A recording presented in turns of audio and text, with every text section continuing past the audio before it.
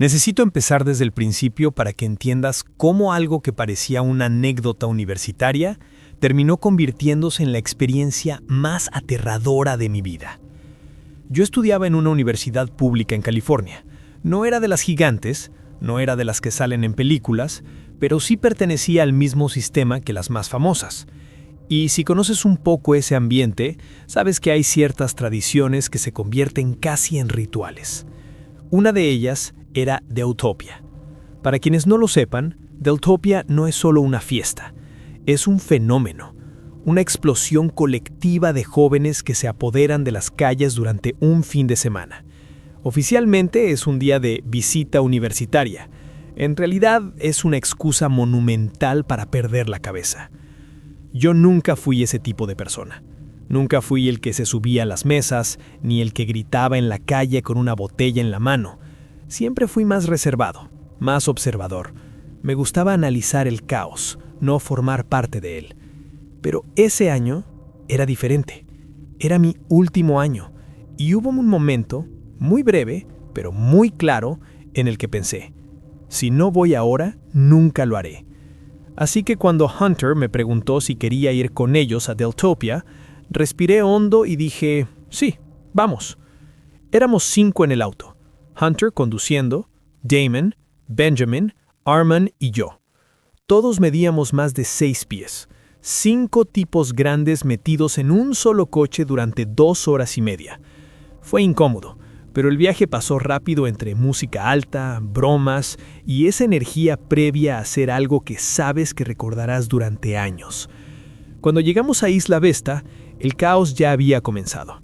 Calles llenas, música saliendo de todas las casas, gente caminando en grupos, disfraces absurdos, policías patrullando sin parar y estacionamiento imposible.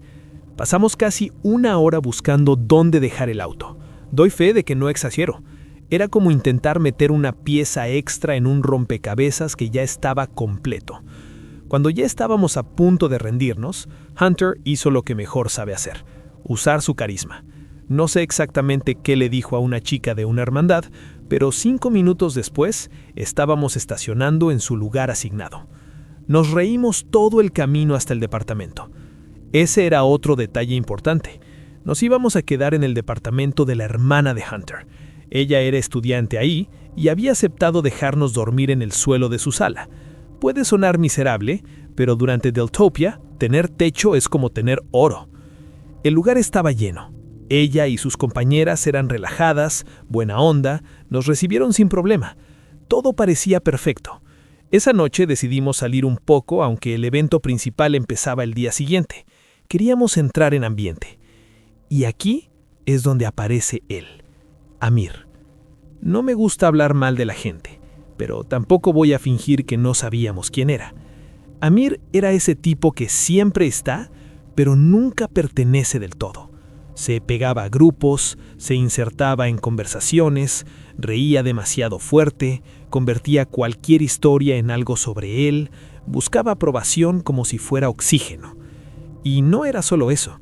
Había hecho cosas antes, comentarios fuera de lugar, situaciones incómodas, pequeñas traiciones sociales que no son lo suficientemente grandes como para armar un escándalo, pero sí suficientes para desconfiar. Sabíamos que iría a Deltopia, lo había mencionado semanas antes, pero nunca hablamos de encontrarnos, nunca hubo un plan conjunto, no estaba invitado a quedarse con nosotros, ni siquiera mencionamos su nombre durante el viaje. Por eso lo que pasó fue tan extraño. Salimos del departamento para comprar alcohol. Caminamos hasta una licorería cercana, compramos suficiente para nosotros y para las compañeras de la hermana de Hunter, y cuando salimos, ahí estaba, parado en la cerva, manos en los bolsillos, mirándonos, como si nos hubiera estado esperando. Nadie dijo nada, simplemente empezamos a caminar de regreso al departamento y él empezó a caminar con nosotros, en silencio, como si hubiera estado con nosotros todo el tiempo. Después de unas cuadras, rompió el silencio y dijo, ¿por qué están tan sorprendidos de verme? Recuerdo mirar al frente, no a él, porque la pregunta en sí misma era absurda. Claro que estábamos sorprendidos. No habíamos quedado en vernos, no sabíamos dónde se hospedaba, ni siquiera sabíamos si tenía alojamiento. Y hasta donde yo sabía, Hunter jamás le había dicho dónde estábamos. Pero nadie respondió. Seguimos caminando. Había algo incómodo en el aire, algo que no sabía nombrar en ese momento. Cuando llegamos al edificio, Amir dijo que necesitaba usar el baño. Hunter dudó, pero terminó aceptando. Grave error. Subimos las escaleras, Hunter tocó la puerta, la hermana abrió, y antes de que alguien pudiera decir nada, Amir se adelantó y dijo: «Me voy a quedar aquí». Y entró, sin invitación, sin permiso. La hermana de Hunter no sabía quién era, solo asumió que era parte del grupo. Pero Hunter sí sabía. Y cuando entendió que Amir había mentido, que había tomado esa libertad, que había cruzado esa línea, su expresión cambió. Nunca lo había visto así. Lo llevó aparte. No escuché cada palabra, pero sí escuché lo esencial. Te tienes que ir. No eres bienvenido aquí. Mentirle a mi hermana cruza una línea. Amir no reaccionó como alguien sorprendido. Reaccionó como alguien ofendido.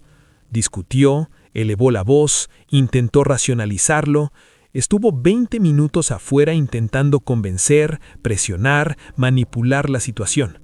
Pero Hunter no cedió. Y finalmente se fue. O eso creímos. Esa noche bebimos. Mucho. Demasiado. Y aunque la música seguía sonando y la gente seguía riendo, la conversación inevitablemente volvía a lo mismo. ¿Cómo supo dónde estábamos? Horas después lo descubrimos. Hunter había estado compartiendo su ubicación con él, sin pensar, y Amir la había usado. Nos había seguido, literalmente. Eso debió ser nuestra señal de advertencia, pero no lo vimos así. Lo vimos como algo raro, incómodo, incluso gracioso. Un tipo desesperado por pertenecer. Nada más. Si hubiera sabido lo que iba a pasar al día siguiente, te prometo que no me habría reído. A la mañana siguiente, el ambiente era completamente distinto. La luz entraba por las ventanas del departamento y con ella el sonido constante de música, gritos, risas, botellas chocando. Deltopia ya estaba en marcha. Salimos a la calle y fue exactamente lo que esperábamos. Y más, miles de personas, casas convertidas en fiestas abiertas, techos llenos de estudiantes, policías vigilando cada esquina, helicópteros sobrevolando. El aire olía a alcohol, bloqueador solar y caos. Y por unas horas fue increíble. Nos movíamos en grupo, entrando y saliendo de fiestas, conociendo gente, riendo. Era ese tipo de día que sabes que solo existe en la universidad.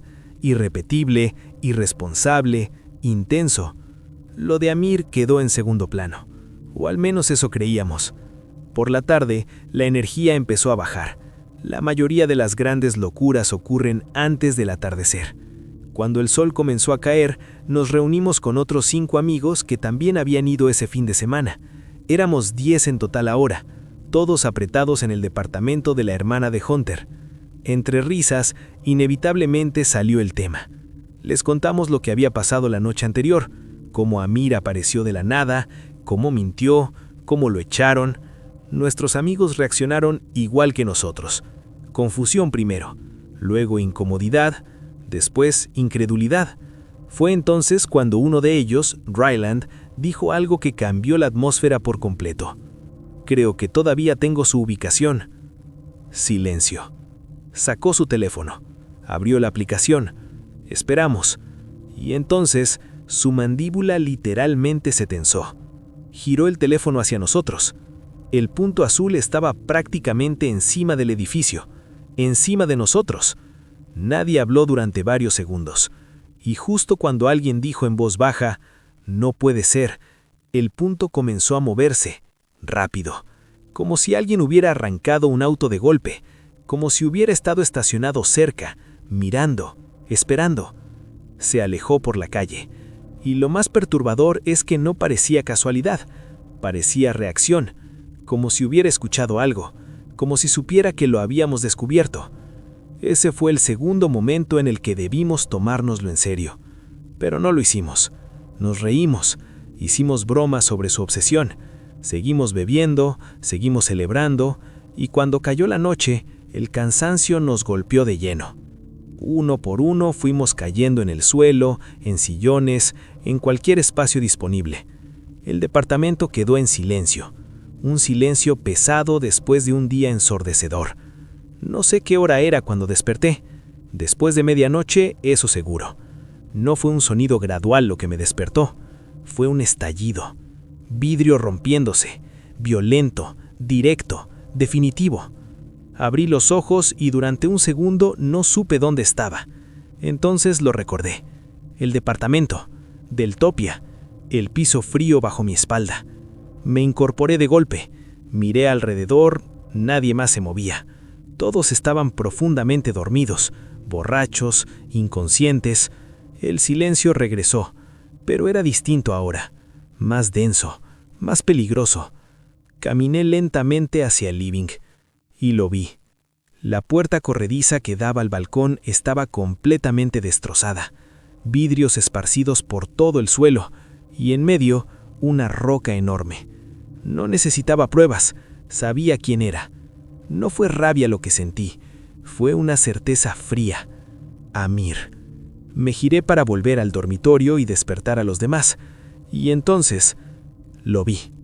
La manija de la puerta del armario se movió. Apenas, pero lo suficiente. Sentí como el corazón me golpeaba el pecho, no fuerte, violento, como si quisiera escapar. En ese momento todo cambió. Romper una ventana es vandalismo. Estar dentro es otra cosa. Mi mente empezó a correr. ¿Y si tenía algo? ¿Y si no estaba solo? ¿Y si ya había decidido hacer algo peor? No tenía ningún arma. Miré alrededor, tomé una botella de vino vacía del suelo, la apreté con fuerza. Di un paso hacia el armario, luego otro. Cada paso se sentía como si caminara dentro de agua, lento, pesado. El sonido de mis propios latidos me ensordecía. Estaba a 1 metro de la puerta cuando algo en mi cabeza gritó: «No lo hagas solo». Retrocedí, sin hacer ruido. Volví al cuarto. Sacudí a Hunter. «Despierta». Al principio no reaccionó. «Hunter, ahora». Abrió los ojos confundido. Alguien entró. Eso fue suficiente. Se levantó de inmediato. Caminamos juntos hacia el living. La puerta del armario estaba abierta, completamente, vacía. Sentí un frío recorrerme la espalda. Miré alrededor, cocina, balcón, baño, nada. Y entonces Hunter se acercó al armario, metió la mano dentro y sacó algo. Un cuchillo de cocina, grande, no uno pequeño, no uno improvisado, uno serio, metálico, pesado. El aire se me fue de los pulmones. Amir estaba ahí dentro, detrás de esa puerta, con un cuchillo, esperando. Si yo hubiera abierto esa puerta solo, si no hubiera retrocedido, no sé si estaría contando esto. Despertamos a todos, revisamos cada rincón del departamento. Nada, había logrado escapar. Llamamos a la policía. Llegaron, tomaron fotos, hicieron preguntas, pero su respuesta fue casi mecánica. Durante Deltopia hay muchos destrozos, es común. Común. Nada de eso era común. Intentamos mostrarlo de la ubicación, pero ya no compartía su localización, la había desactivado. A la mañana siguiente nos fuimos. El ambiente en el auto era completamente distinto al del viaje de ida. Nadie hablaba mucho. Hunter estaba especialmente callado. Antes de subir al auto, sacó su teléfono y escribió un mensaje larguísimo a Amir. No sé exactamente qué decía, pero puedo imaginarlo. No se envió. Estaba bloqueado. Todos lo estábamos. Desapareció. Durante semanas no supimos nada de él, como si nunca hubiera existido. Pero yo todavía pienso en ese momento, en la manija moviéndose, en la decisión de no abrir la puerta, en el cuchillo, y en lo cerca que estuve de convertirme en una historia muy distinta. A veces el peligro no viene de desconocidos en la oscuridad, a veces viene de alguien que insiste demasiado en formar parte de tu vida. Y esa es la parte que todavía me inquieta, porque él sabía dónde vivíamos, sabía nuestras rutinas, Y hasta el día de hoy hay una parte de mí que se pregunta si realmente terminó ahí.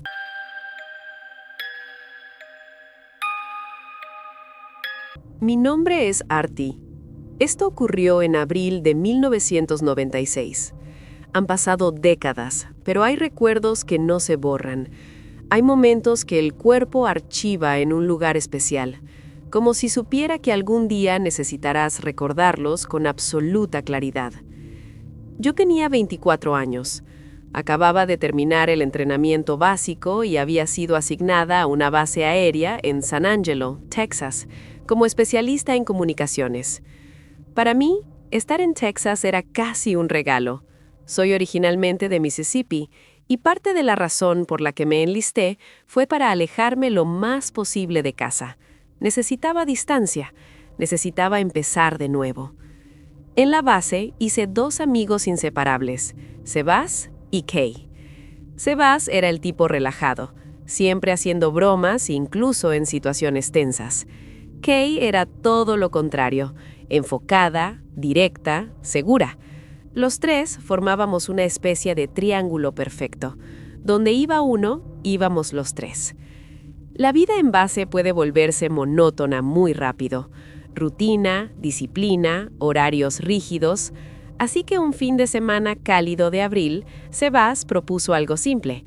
¿Por qué no manejamos hasta Austin? Solo por el día. No necesitábamos más excusa que esa. Kay ofreció conducir. Empacamos lo mínimo en su SUV y salimos esa misma tarde. Recuerdo que el aire estaba tibio y el cielo completamente despejado. Era uno de esos días donde todo parece estar en orden. Durante la primera hora, el viaje fue normal. Música baja, conversaciones triviales, el paisaje tejano extendiéndose infinito frente a nosotras. Fue Sebas quien rompió esa normalidad. ¿Vieron esa camioneta detrás de nosotros?, preguntó. Yo miré por el retrovisor. Una SUV oscura, algo tipo Tahoe. Se mantenía a una distancia constante.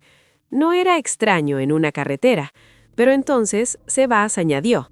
Estaba estacionada en el hombro. Se incorporó justo después de que pasamos. No lo había notado. Kay, sin decir nada, cambió de carril. La SUV también.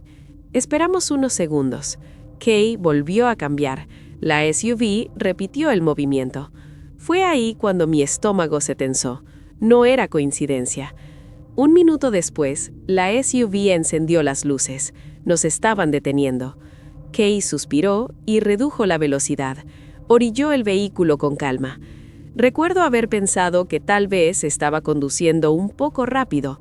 Nada grave, pero algo se sentía extraño. La SUV se estacionó detrás de nosotras. Esperamos. El conductor abrió la puerta y en ese instante supe que algo no cuadraba. He sido entrenada para procesar información rápidamente. Es parte del trabajo en comunicaciones. Observar, evaluar, detectar anomalías. Y ese hombre era una anomalía. Vestía equipo táctico completamente negro. No uniforme estándar, no insignias claras, no placa visible, nada que dijera policía de manera obvia. Solo un parche en el brazo con algo que no pude leer desde donde estaba. No caminó hacia la ventana del conductor como lo hace cualquier oficial. Se quedó detrás del vehículo, observando, no a nosotras, al auto. Miraba por la ventana trasera, analizaba lo que llevábamos, estudiaba las calcomanías del bumper, la placa. Era como si estuviera evaluando un objetivo. Sebas bajó un poco su ventana. ¿Hay algún problema, oficial? El hombre no respondió inmediatamente. Luego caminó hacia la ventana de Kay. Licencia y registro. Sin sonrisa, sin explicación. Kay se los entregó. El hombre volvió a su SUV. Y ahí empezó la parte que más me inquietó. No regresaba. Pasaron minutos. Muchos. Demasiados para una simple verificación. En el interior del vehículo, la conversación bajó a susurros. «Esto no se siente bien», dije. Sebas asintió. Kay mantenía la vista al frente, pero podía ver tensión en su mandíbula. Finalmente, la puerta de la SUV se abrió otra vez. Pero esta vez no salió solo. Salieron 2 hombres más. Eso hizo que mi pulso se acelerara. Respiré profundo, lento, controlado. 3 hombres. Ninguna patrulla adicional. Ningún distintivo claro. El primero volvió a la ventana. Y entonces hizo una pregunta que nos descolocó. ¿Tu papá está en el ejército? Kay frunció el ceño. ¿Perdón? Tienes una calcomanía militar en el parachoques. Kay soltó una pequeña risa. No es mi papá, soy yo. Yo estoy en el ejército. Y luego nos señaló. Ellos también. Hubo un cambio inmediato. Lo vi. En sus hombros. En su postura. En sus ojos. Miró hacia los otros 2 hombres. Intercambiaron una mirada breve, casi imperceptible. El silencio fue espeso. Luego, como si nada, dijo: «Solo una advertencia. Reduzca la velocidad». Le devolvió la licencia. Se dio vuelta. Los 3 subieron a la SUV y antes de que Kay siquiera encendiera el motor, ellos ya se estaban alejando. Rápido. Demasiado rápido. Nos quedamos en silencio unos segundos. Luego Sebas fue el primero en decirlo. Esos tipos no eran policías. Nadie lo contradijo. Regresamos a la carretera, pero algo ya había cambiado, y aunque intentamos disfrutar el resto del viaje, la sensación no desapareció. Después de que la SUV se alejó a toda velocidad, nos quedamos en silencio unos segundos que se sintieron eternos. Kay fue la primera en hablar. Eso fue raro, ¿verdad? Sebas soltó una risa nerviosa. Raro es poco. Yo seguía mirando por el espejo retrovisor, aunque ya no había nadie detrás. Sentía esa presión en el pecho que aparece cuando tu instinto te dice que algo no estuvo bien, pero no puedes probarlo. Aún así seguimos el viaje. Austin terminó siendo justo lo que necesitábamos. Música en vivo, gente en la calle, comida increíble. Durante unas horas logramos olvidarnos del incidente. Nos reímos, caminamos, hablamos de cosas sin importancia. Intentamos convencernos de que probablemente sí eran policías encubiertos y que todo había sido producto de nuestra imaginación, porque la alternativa era demasiado inquietante. Regresamos a la base esa noche agotadas pero de buen humor, y poco a poco el recuerdo se fue diluyendo. Hasta una semana después. Estaba en la sala recreativa de la base con Sebas. La televisión estaba encendida en el noticiero local. Yo no estaba realmente prestando atención, hasta que escuché algo que hizo que mi cuerpo reaccionara antes que mi mente. Una pareja fue encontrada sin vida en una zanja a un costado de la autopista. Levanté la mirada. Las imágenes mostraban un tramo de carretera que reconocí de inmediato. Estaba justo a las afueras de San Angelo. El reportero continuó. Las víctimas fueron presuntamente asaltadas y asesinadas. Los investigadores creen que fueron abandonadas en el lugar durante la noche. Sentí que la sangre me abandonaba el rostro. Pero lo que vino después fue lo que realmente me paralizó. Una Tahoe negra es encontrada abandonada cerca de la escena. La policía confirmó que había sido reportada como robada meses atrás en otro estado. Miré a Sebas. Él ya me estaba mirando. No dijimos nada durante unos segundos. No hacía falta. La imagen mental era demasiado clara. Una Tahoe negra, en una carretera vacía, deteniendo conductores, el mismo modelo, la misma zona, la misma sensación. Apagamos la televisión. Fuimos directo a buscar a Kay. Cuando le contamos lo que habíamos escuchado, su expresión cambió por completo. No era miedo inmediato. Era comprensión, esa clase de comprensión lenta y devastadora. Nos sentamos los 3 en silencio, repasando cada detalle, la forma en que nos observaron, la forma en que analizaron el vehículo, el tiempo excesivo que pasaron verificando la licencia, los 2 hombres adicionales saliendo del auto, la pregunta sobre el ejército y sobre todo el cambio de actitud cuando Kay dijo que éramos militares. Fue ahí cuando todo encajó. Si hubieran sido oficiales legítimos, la calcomanía no habría cambiado nada, pero cambió todo. Nos dejaron ir sin multa, sin advertencia formal, sin registro. Solo se fueron, como si hubieran decidido que no valíamos la pena. Esa idea me persiguió durante semanas, no porque me sintiera especial, sino porque entendí lo que probablemente ocurrió.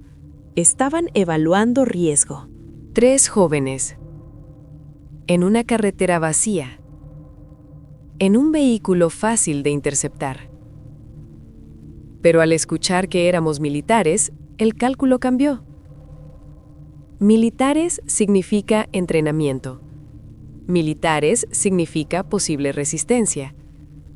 Militares significa que alguien notará más rápido nuestra ausencia. No éramos la presa ideal. La pareja encontrada en la zanja, probablemente sí lo fue. Esa realización me quitó el sueño más de una vez, porque el margen fue mínimo. Un sticker en el parachoques, una respuesta honesta, un detalle aparentemente insignificante. Eso pudo haber sido la diferencia entre volver a la base esa noche o no volver nunca. Decidimos ir a la policía. Les contamos todo, desde el momento en que la SUV salió del hombro de la carretera hasta la pregunta final. No sabíamos si serviría de algo. Tal vez esos hombres ya estaban detenidos, tal vez no. Pero necesitábamos decirlo. Parte de mí sentía culpa. ¿Y si hubiéramos reportado el incidente inmediatamente? ¿Y si esa información hubiera ayudado a evitar lo que pasó después? La policía tomó nuestro testimonio. Fueron profesionales, pero no dieron muchos detalles. Era una investigación activa. Con el tiempo, el caso salió menos en las noticias. La vida en la base continuó. Las rutinas volvieron, pero algo en mí cambió para siempre. Aprendí que el peligro no siempre llega con señales evidentes. A veces lleva luces intermitentes. A veces usa autoridad falsa. A veces se presenta como algo que estás programada para obedecer. Durante años, cada vez que veía luces detrás de mí en una carretera solitaria, mi corazón reaccionaba antes que mi mente. Incluso ahora. Porque entendí algo fundamental ese día.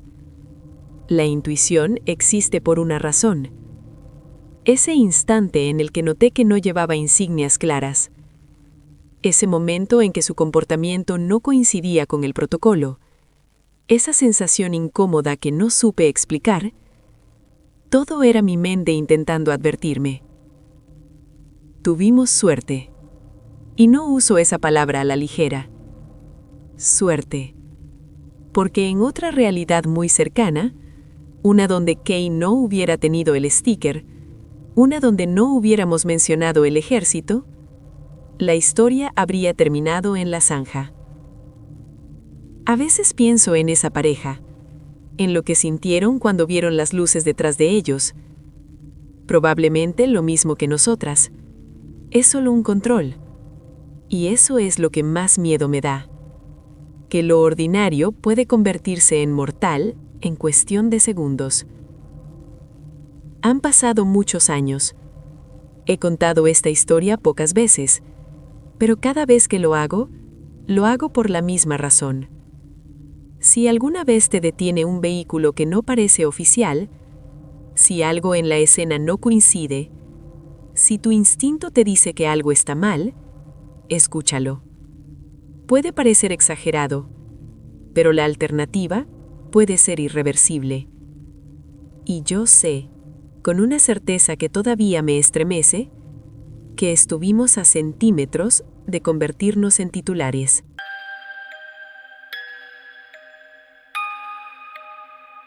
Siempre he sido una persona reservada. No me gusta exponer mi vida. No me gusta sentir que alguien en algún lugar pueda conectar puntos y llegar hasta mí. Tal vez por eso tardé tanto en contar esta historia. Pero hay cosas que, si no las dices, se quedan contigo. Y esta casi me cambia la vida para siempre. Hace unos 10 años, estaba manejando solo desde West Paterson, New Jersey, hacia Fort Worth, Texas. Iba a visitar a mis padres. Hacía tiempo que no los veía y el viaje ya era necesario. Conducir largas distancias nunca me molestó. Me gustaba la sensación de aislamiento, la radio baja, los kilómetros acumulándose sin que nadie te interrumpa. En algún punto, tal vez Arkansas, tal vez la frontera de Oklahoma, mi coche empezó a fallar. Al principio lo ignoré. Un pequeño tirón, un sonido extraño, pero luego el motor perdió potencia. No tuve opción, me orillé. El lugar era nada. Árboles dispersos, campo abierto, carretera larga y vacía detrás de mí. Abrí el capó como si supiera lo que estaba haciendo. No tenía idea, solo estaba ganando tiempo. Mi plan real era llamar a AAA. El problema era que no tenía AAA y sabía que cualquier asistencia en carretera me costaría una fortuna. Estaba frustrado, solo, lejos. Fue entonces cuando escuché un vehículo detenerse detrás de mí. Una pickup blanca, sin nada distintivo. Recuerdo haber notado que no tenía placa frontal, o al menos no visible desde donde estaba. La puerta del conductor se abrió. Un hombre bajó. 30 y tantos, quizás más, cabello rizado, barba larga y descuidada. Tenía ese aspecto de alguien que trabaja con las manos, rudo, gastado por el sol. Se acercó sin prisa. No preguntó si necesitaba ayuda. Asumió que la necesitaba. Antes de que yo terminara de explicarle el problema, ya estaba inclinado sobre el motor. «Soy mecánico», dijo, y honestamente parecía saber lo que hacía. Durante unos minutos me relajé. Pensé que tal vez el universo estaba equilibrando las cosas. Después de manipular algunas piezas, se echó hacia atrás y negó la cabeza. «Necesitas un medidor de compresión», murmuró. Yo no sabía qué era eso. «Sin eso no va a arrancar». Luego señaló su camioneta. «Tengo un amigo mecánico, puede traer uno». Parecía lógico. Sacó su teléfono, lo miró unos segundos, frunció el ceño. «Sin batería». Guardó el teléfono. «¿Puedo usar tu teléfono?» No dudé, ni medio segundo. Saqué mi celular y se lo entregué. Lo tomó con una mano y con la otra sacó un arma. No gritó, no hizo movimientos bruscos, solo cambió el tono. «Siéntate en el borde de la carretera, no hagas nada estúpido». Su voz estaba estable, practicada. Yo sabía exactamente lo que estaba pasando y también sabía que no tenía ninguna ventaja. Me senté. El mundo se volvió extraño, silencioso, como si estuviera viendo la escena desde fuera. Revisó mis bolsillos, sacó mi billetera, tomó mi mochila del asiento del pasajero, me pidió la contraseña del teléfono. Se la di. No hubo violencia física, no hizo falta. Se subió a su pickup y se fue. Eso fue todo. Me quedé ahí, sentado en la grava, mirando cómo desaparecía en la distancia. Lo primero que sentí no fue miedo, fue rabia, una rabia blanca, ardiente. Me sentí estúpido, confiado, ingenuo. Eventualmente alguien más se detuvo y realmente me ayudó. Logré llegar a Fort Worth esa noche, sin teléfono, sin cartera, sin nada. Mis padres no tenían ni idea de lo que había pasado hasta que llegué a la puerta. Las semanas siguientes fueron un infierno administrativo. cancelar tarjetas, reemplazar identificación, cambiar contraseñas, reportar el robo. Pensé que eso era lo peor. Me equivoqué. 6 meses después, recibí una carta de un banco que no reconocía. Gracias por abrir una nueva línea de crédito. La ignoré al principio, pensé que era publicidad. Luego llegó otra, esta vez de Best Buy. Más de $1,000 cargados a una tarjeta a mi nombre. Compras realizadas en Tennessee. Y entonces lo recordé. Mi tarjeta del Seguro Social estaba en mi billetera. Ese hombre no solo me había robado, me había tomado la identidad. Las siguientes semanas fueron un descenso constante. Revisé mi reporte crediticio, consultas duras, nuevas cuentas, balances que no eran míos. Cada día aparecía algo nuevo. Presenté un reporte ante la FTC, puse alertas de fraude en las 3 agencias de crédito, congelé mi crédito. Fui a la policía, sin nombre, sin placa, sin pruebas, solo una descripción vaga de un hombre con barba en una pick-up blanca. No podían hacer mucho. Yo seguía creyendo que eventualmente se detendría, que usaría mi información un par de veces y desaparecería. Pero no. Un mes después, recibí una llamada de mi aseguradora médica. Alguien había recibido atención de emergencia en Georgia bajo mi nombre. No era solo fraude financiero, era médico. Había registros clínicos ahora asociados a mí que no me pertenecían. Eso podía afectarme si algún día yo llegara inconsciente a un hospital. Eso fue lo que me rompió. No era solo dinero, era mi identidad, mi historial, mi vida. Fue entonces cuando dejé de esperar que alguien más resolviera el problema. Decidí hacerlo yo. No recuerdo exactamente cuánto tiempo estuve inconsciente. Cuando desperté, el mundo ya no sonaba igual. El zumbido constante del edificio había desaparecido. No había electricidad, no había ventilación, no había ese murmullo industrial que me había acompañado desde que entré. Solo silencio. Un silencio tan profundo que dolía.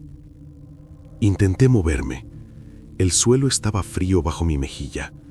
Me incorporé con dificultad, la cabeza latiéndome como si algo hubiese intentado abrirla desde dentro. Y entonces lo vi. La puerta de la sala estaba abierta. Yo la había cerrado, estoy segura. La cerré. El pasillo frente a mí estaba completamente oscuro, pero no era la oscuridad común. Era una oscuridad espesa, como si no fuera ausencia de luz, sino presencia de algo más. Me puse de pie apoyándome en la pared. Mi linterna estaba en el suelo, rota. No tenía señal en el teléfono. Nada. Respiré hondo. Y entonces lo escuché. Un susurro. No venía del pasillo. Venía de mí. Sentí un murmullo dentro de mi cabeza, como si alguien hablara justo detrás de mis pensamientos. No entendía las palabras, pero entendía la intención. Era una invitación. Di un paso hacia el pasillo y otro. Mis zapatos resonaban demasiado fuerte. Cada paso parecía anunciar mi presencia a algo que esperaba en la oscuridad. Y entonces vi movimiento. Al final del corredor, una silueta, alta, delgada, inmóvil. No tenía rostro, no distinguía ojos ni boca, pero sabía que me estaba mirando. El aire se volvió más pesado. Intenté hablar. No salió ningún sonido. La figura inclinó ligeramente la cabeza, imitando mi gesto, como si estuviera aprendiendo, como si estuviera copiándome. Y en ese instante comprendí algo que me paralizó por completo. No era yo quien la estaba observando, era ella quien me estaba estudiando. Mi respiración, mi postura, mi miedo. El susurro en mi mente se hizo más claro. No eran palabras, eran recuerdos.